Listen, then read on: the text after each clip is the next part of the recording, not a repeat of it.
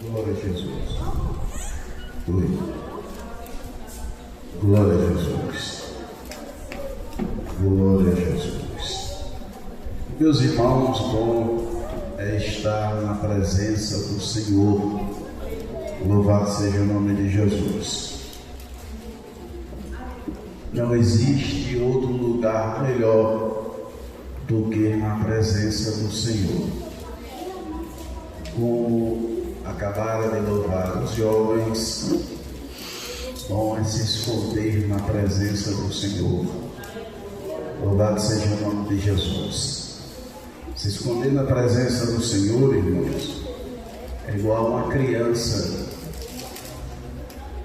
de 5 anos de idade com medo de algo, correr para o pai e ficar ali segurado na perna, dizendo: aqui eu tenho segurança, aqui eu tenho certeza que eu tenho proteção. É assim que Deus espera que façamos em todos os dias da nossa vida. Em meio à dificuldade, é lembrar que tem um Pai poderoso, fiel, forte na batalha. E encostar perto dele e dizer: eu sei que eu tenho um Pai, e sei que aqui eu estou seguro, e o que eu precisar eu tenho certeza que Ele pode me dar. Meus amados irmãos, lemos um texto na palavra do Senhor que fala justamente sobre o que já foi cantado e falado aqui nesta noite. O Espírito Santo, harmoniosamente, Ele está trabalhando e falando aos nossos corações desde quando chegamos aqui. Eu passei essa tarde, eu gosto muito de ouvir louvor em casa, e esses bastante antigos, e essa tarde eu estava ouvindo o Vitorino Silva, e o Senhor falou que eu iria pregar. E quando entrei no meu quarto, abri o texto, o Senhor me deu esse texto e me falou algo em cima desse texto. Chegando na igreja, já ouvi muito sobre esse texto. E quando o pastor disse que o Senhor iria cantar, eu disse: meu Deus, se fosse 400. Quando eu cheguei no irmão Donato, eu disse: irmão Donato, Deus me disse que era bom 400. E Ele tem escolhido 400. Mas sabe por que, irmãos, eu estou dizendo isso? Porque Deus não esquece de ninguém. Às vezes a gente esquece de Deus, mas Deus não esquece da gente. Às vezes a gente esquece de Deus, esquece que Deus nos salvou, nos colocou debaixo da sua destra, e como disse o salmista, colocou debaixo das suas asas, como uma galinha protege os seus pintinhos. O Senhor nos coloca assim também debaixo da sua destra, e a gente esquece de tudo isso. O apóstolo São Paulo diz que tudo que precisamos em Jesus Cristo já há, e a gente acaba esquecendo disso. Paulo disse aos Coríntios que aquilo que Deus ocultou dos sábios revelou para os pequenininhos, que eram os servos dele, e às vezes a gente esquece disso. E esse texto a qual eu li nos retrata isso. Existia um homem que estava com o seu filho quase morto, mas estava sabendo da fama de um certo profeta que surgiu na Galileia,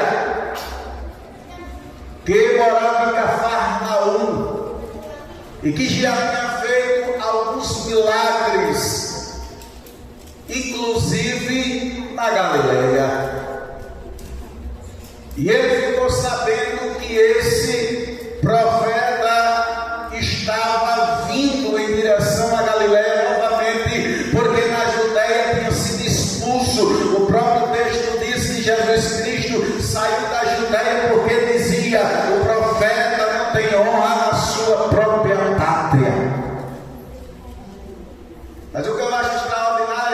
que esse versículo, quando lemos, parece que Jesus está dizendo que o profeta não tem honra em sua casa como lei. Não, Jesus está dizendo que o profeta não é valorizado em sua casa, mas ele não está dizendo que Deus não usa o profeta de sua casa. Ele é a prova que Deus usa o profeta de sua pátria.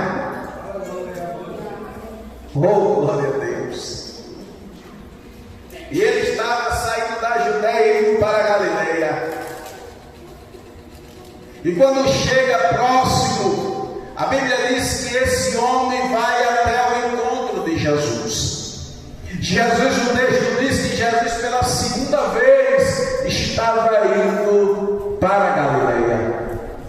A primeira vez que Jesus aparece, o texto diz, no cenário sagrado, foi justamente quando Jesus estava ajudando, chamando seus discípulos ou os primeiros apóstolos. Jesus já estava com 5. A Bíblia Sagrada diz que os primeiros 2, o próprio João, no capítulo 1, os primeiros 2 discípulos de Jesus e apóstolos, um que era discípulo de João, o outro também, mas a Bíblia diz que o nome de um deles era André.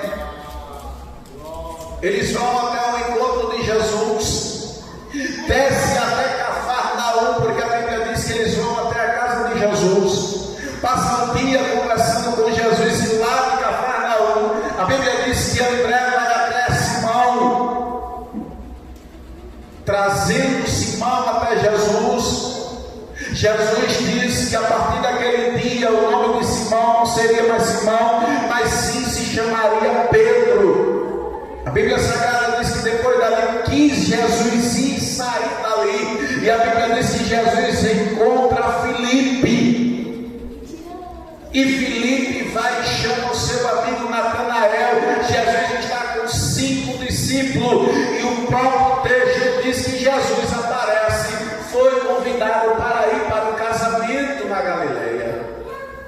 A Bíblia Sagrada diz que ele estando lá, o vinho se acaba, e a sua mãe, sabendo que ele era o Messias, o Filho de Deus, vai até aqueles homens e dizem, perguntam o que está acontecendo. Eles dizem que o vinho acabou. Ela vai até Jesus para que ele venha fazer o milagre. Jesus repreende ela imediatamente, dizendo: olha, mulher, o que é que eu tenho contigo? Tu não sabes que ainda não é chegada a minha hora. Louvado seja o nome de Jesus. Aqui em Caná da Galileia, Jesus já começa a ensinar que mesmo para um milagre, ainda que tenha clamor e súplica, há um tempo para isso acontecer. Ela entendeu aquilo imediatamente. Mas Deus não deixa ninguém ser despedido de mão vazia. Não era chegada a hora de Deus, de Jesus se manifestar ainda como Messias.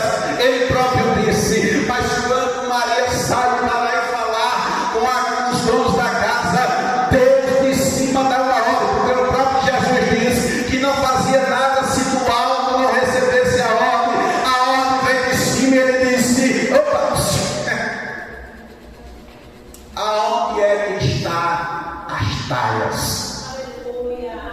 Acompanha aquela mulher e ela disse: olha, eu não tenho poder nem direito de nada, nem muito menos persuadir o meu filho Jesus. Façais tudo que ele mandar, não o que eu disser, mas o que ele disser. A Bíblia Sagrada diz que Jesus faz aquele milagre extraordinário, transformando água em vinho. A fama de Jesus sai dali, é afamado como Messias, como alguém que pode fazer grandes milagres. Jesus sai dali e continua fazendo milagres em Cafarnaum e nas cidades vizinhas da Judéia. E a Bíblia Sagrada diz que esse homem, sabendo que Jesus está vindo e só Ele poderia resolver o problema do seu filho, ele vai até Jesus. Chegando até Jesus, ele vai até o mestre e pede que ele venha até a sua casa para que possa curar o seu filho. O que eu acho interessante, irmãos, é a resposta de Jesus. Porque aquele homem, ele sabia que Jesus tinha o poder de fazer, porque no casamento, Jesus estava no casamento. Mas a Bíblia Sagrada diz no livro de Mateus, no capítulo de número 8, diz que também apareceu outro centurião em uma ocasião parecida com essa, que estava com seu servo enfermo à morte, e vai até o encontro de Jesus. Chegando ao encontro de Jesus, ele disse: mestre, o meu servo está doente à morte. Jesus disse: vamos até lá. Ele disse: não vos preocupeis, nem precisa ir, apenas uma palavra sequer, porque eu não sou digno que o Senhor vá à minha casa e entre debaixo do meu telhado. Uma palavra sequer, porque eu tenho servos que, se eu disser vai, ele vai, fica e ele fica. Jesus olha e disse: olha, nem todo Israel tem tanta fé. Sabe o que Jesus estava dizendo? Ele creu que eu tenho poder e autoridade sobre a enfermidade. Se eu mandar sair, ela sai.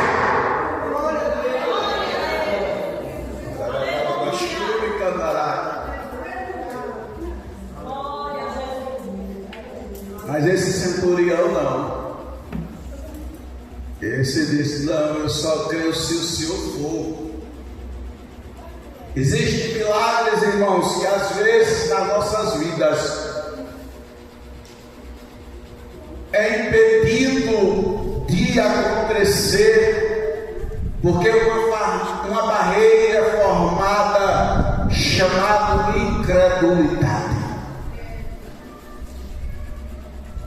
E quando a nossa irmã estava falando aqui, eu achei interessante que ela disse: quando Deus fala, o diabo também logo se manifesta para levantar essa barreira chamada incredulidade. Irmãos, quando estamos tristes, sem a bênção chegar, quando ouvimos a voz de Deus dizer que Deus vai agir, nos alegramos. A felicidade vem, ainda que a situação esteja feia, mas o tempo vai passando e nada acontece, e o adversário começa a colocar os tijolos e levantando o muro da incredulidade. Porque uma coisa ele tem: o diabo ele tem ajuda da carne. O apóstolo Paulo diz que as obras da carne, o nosso corpo, está contaminado com a semente do pecado entranhado desde Adão no Éden. O homem já nasce com a semente do pecado, e isso favorece ao adversário. O apóstolo Pedro, escrevendo na sua primeira carta, no capítulo de número 5, versículo de número 9, diz que o adversário anda ao derredor, o diabo, bramando como leão, buscando a quem tragar. Ou seja, ele não chega, arromba a porta e entra, ele fica procurando quem é que abre a porta para entrar, porque ele invade, ele não arromba. Porque a porta do crente é a fé. Mas uma vez que damos ouvido à nossa carne, a porta vai se abrindo da fé, e o adversário começa a colocar tijolos da incredulidade. É por isso que o próprio Pedro, em 2 versículos antes do 7, ele disse: lançai sobre ele toda a vossa ansiedade, porque ele tem cuidado de vós. E a Bíblia Sagrada diz que O Senhor Jesus diz para ele: se você não vê, ou seja, se não vires nenhum sinal, não crê. Irmãos, nesses últimos dias, o acúmulo de informação na nossa mente está combatendo a nossa fé cristã.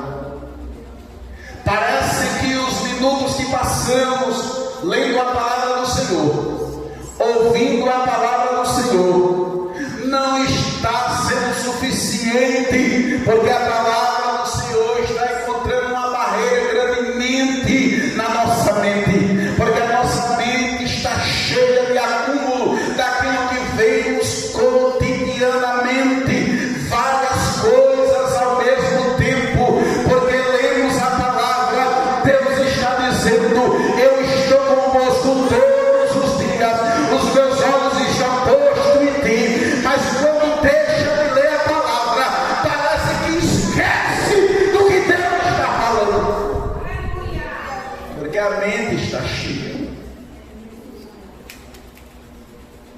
E o Senhor diz: se você não vê, você não crê. Paulo disse que fé não é ver. Fé não é só crer. Fé é ter certeza que aquilo que está precisando já está lá, sem ver. Isso é fé. Abraão foi chamado pai da fé quando saiu de Ur dos Caldeus. Abraão foi chamado de pai da fé mais de 50 anos depois que saiu de Ur. A fé de Abraão foi trabalhada até chegar no monte que foi sacrificar o seu filho, para Deus dizer: agora eu sei que tu temes a mim, Abraão.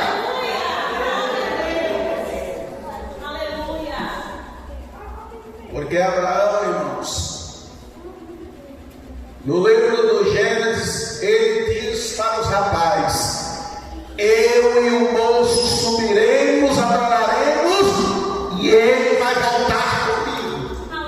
E ele estava subindo para matar. O escritor aos Hebreus, no capítulo de número 11, diz que Abraão creu que Deus tinha poder de ressuscitar o seu filho dos mortos. Isso quer dizer que Abraão subiu dizendo: Deus, eu vou matar. O Senhor quer que eu mate, eu vou matar com as minhas próprias mãos. Mas eu tenho certeza que a promessa que o Senhor me fez aí hoje vai se cumprir, e o Senhor vai ressuscitar Isaac. Ele creu sem ver.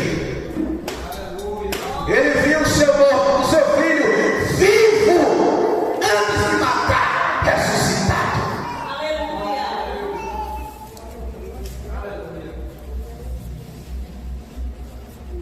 Mas Jesus disse àquele homem: você só crê se ver. Jesus disse: vai, a sua filha vive.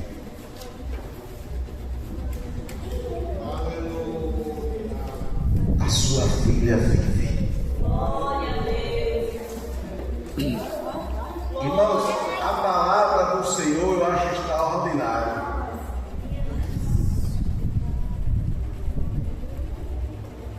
Aquele homem, quando Jesus disse: a sua filha vive,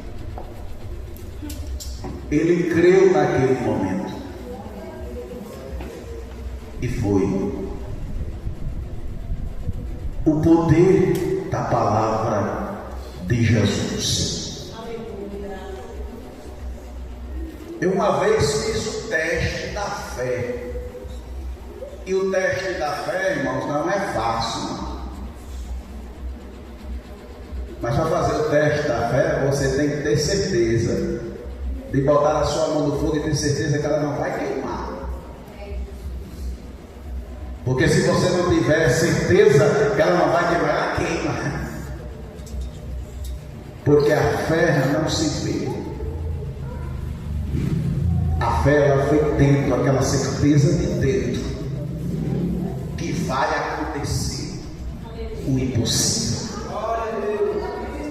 Como Paulo disse, é ter a certeza que Deus vai trazer à existência aquilo que não existe. E Ele traz. E a Bíblia diz que Ele foi. E Jesus disse: assim como cresce, acontecerá. E Ele foi para a sua casa. Quando chega lá, os seus servos o encontraram, disse: a sua filha está bem. E ele perguntou: que hora foi isso, mais ou menos? Quando ele disseram a hora, o Senhor não disse. Foi mais ou menos na hora que Jesus disse: ela vive. Ela vive. Ela vive. E nesta noite, irmãos, com a autoridade da palavra que o Espírito Santo me dá, existem bênçãos aqui em Carnaíba, que quando você colocar a sua fé em Deus e crer que foi Ele que falou, vai acontecer imediatamente. Me lembro como hoje minha mãe já tinha me entregado, perdi as forças, não queria mais não orar por mim, e disse: esse aí eu já desisti, não dá mais. 28 anos eu renunciei a minha vida por Ele, e Ele não quer nada com a vida. Mas a oração dela era sempre assim, e nada acontecia. Deus trabalhando a fé.